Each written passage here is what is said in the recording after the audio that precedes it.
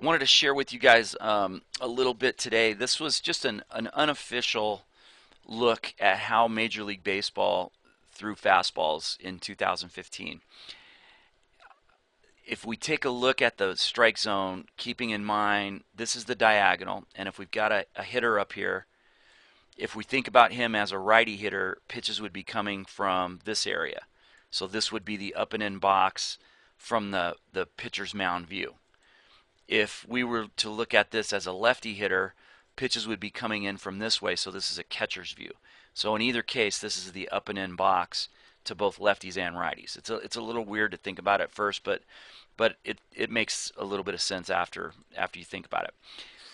This area up above the strike zone, virtually every club threw almost identical to these numbers. 2% above the strike zone, 3% in here, about 3% down in middle. 7% was really close to the same throughout the entire league.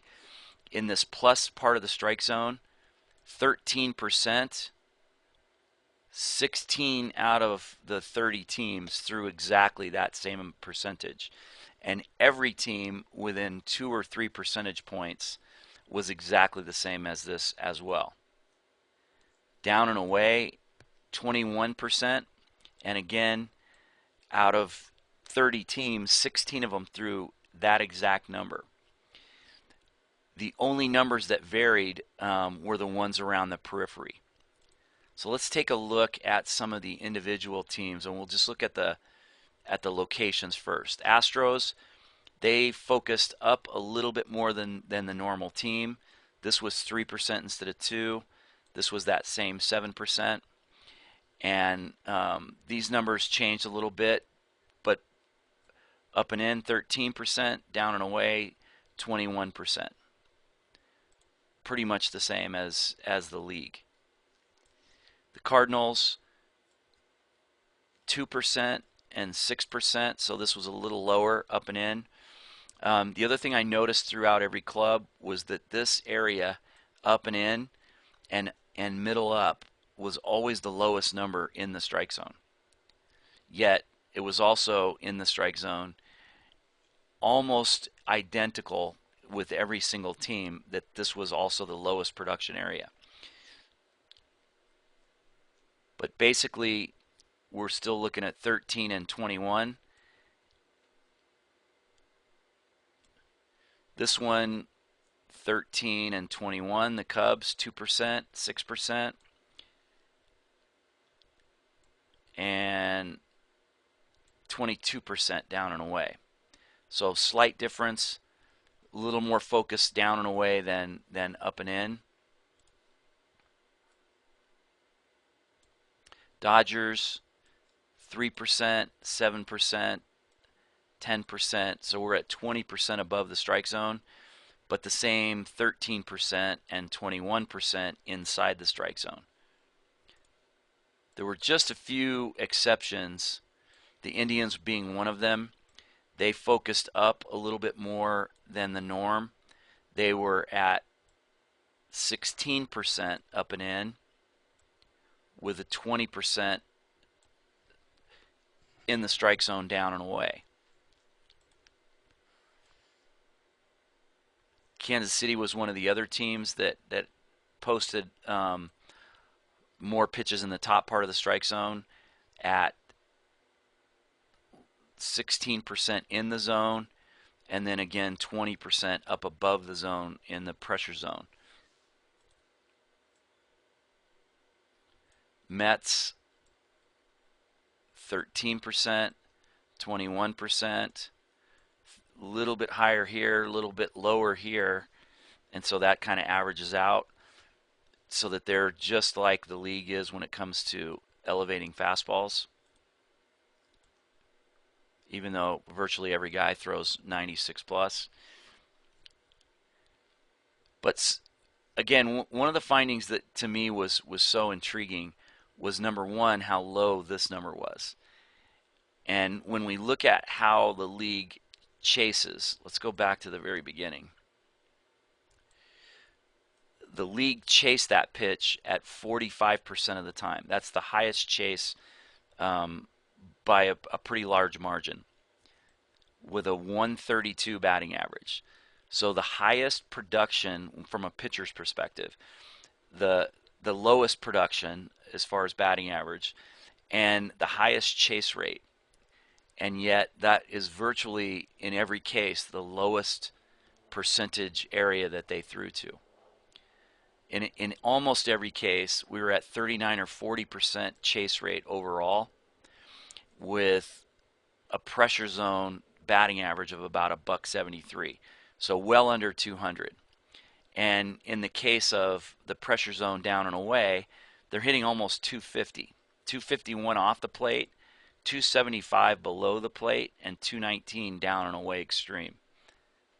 319 batting average versus 278. There is a little bit of a bump in homers up and in overall. I'll have to go back and look at some of the other years, but by and large, this is a 5% increase. There's 5% more homers up and in than there was down and away. When you look at individual teams, however, you'll see that number varies a ton. In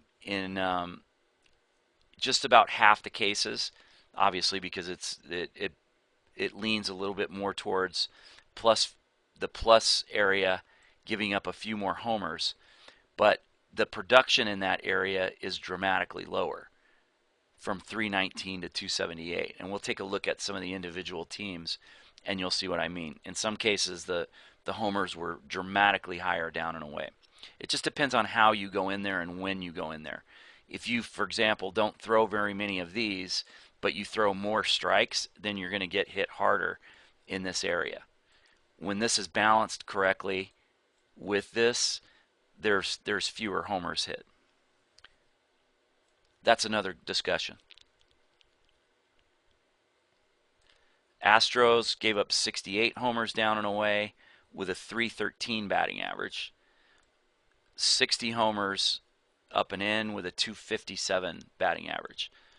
But the chase, again, 39%, hitting under $150, whereas they're chasing only 23% down and away with a 234 batting average. Not quite 100 points higher.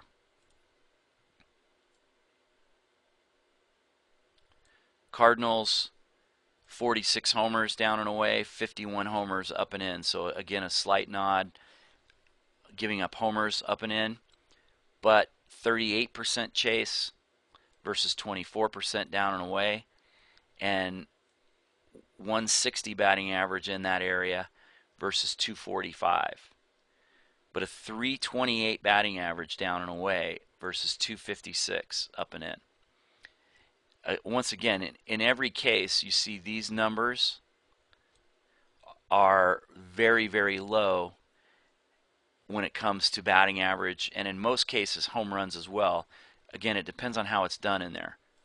And in almost every case, this is the very lowest number. This is one of the few exceptions where the up and in was lower than this middle up area. But the chase rate, always highest, batting average almost always lowest. Yet, we're only going there 2% of the time.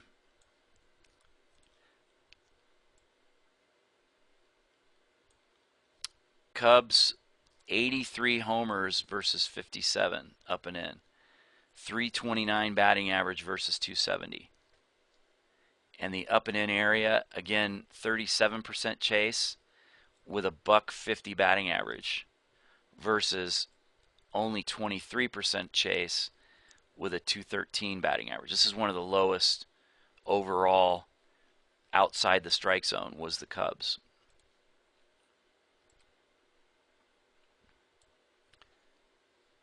.67 homers with a 314 batting average versus 58 homers and a 264 batting average up and in. With the chase at around 39%, pressure zone batting average 164 up there. 094 middle up with a 47% chase. And they went up there 3% of the time. So a little more than the norm, but still, to me, that number is ridiculously low considering how much or how little you give up in that area. Not to mention all of the other factors that go with it.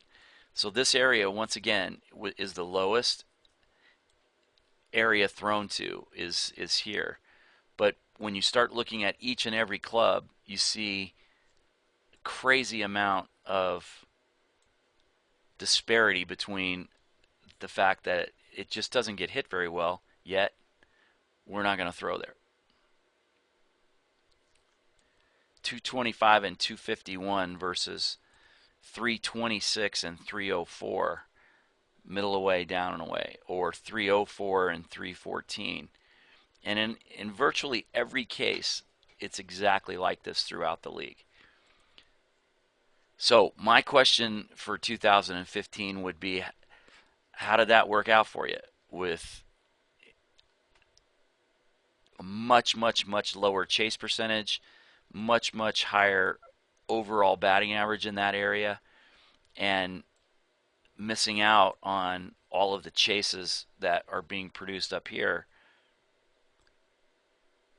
with about a $160 batting average in that area? But again, this one is the one that's the most intriguing to me. The highest chase rate, the lowest batting average in almost every single case, and yet we're only going there 2 or 3% of the time.